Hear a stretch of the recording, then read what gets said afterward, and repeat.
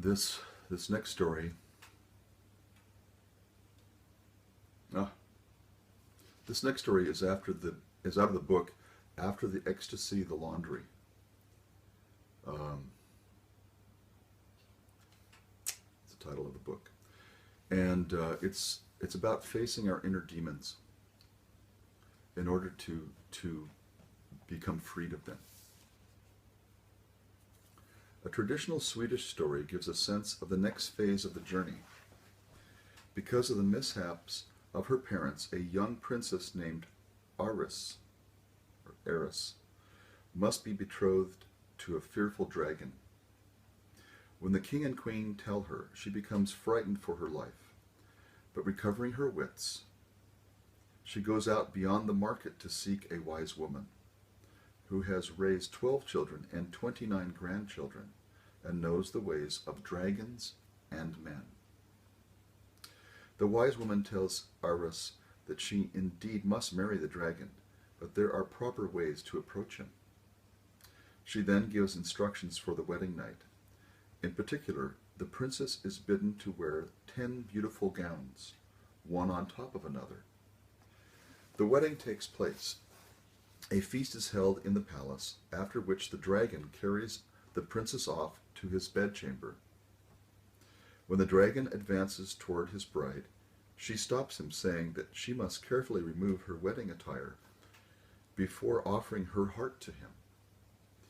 And he too, she adds, instructed by the wise woman, must properly remove his attire. To this he willingly agrees. As I take off each layer of my gown, you must also remove a layer. Then taking off the first gown, the princess watches as the dragon sheds his outer layer of scaly armor. But then the princess removes another gown, and then another. Each time the dragon finds he too must claw off a deeper layer of scales. By the fifth gown, the dragon begins to weep copious tears at the pain. Yet the princess continues. With each successive layer, the dragon's skin becomes more tender, and his form softens. He becomes lighter and lighter.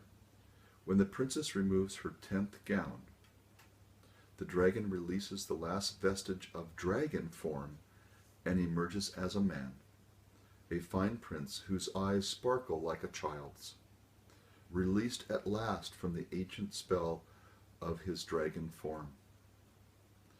Princess Aris and her new husband are then left to the pleasures of their bridal chamber to fulfill the last advice of the wise woman with 12 children and 29 grandchildren.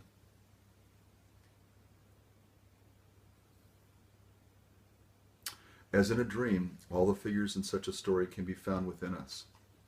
We find the scaly dragon and the attending princess, the wise grandmother and the irresponsible king and queen, the hidden prince, and the unknown one who cast this enchantment long ago.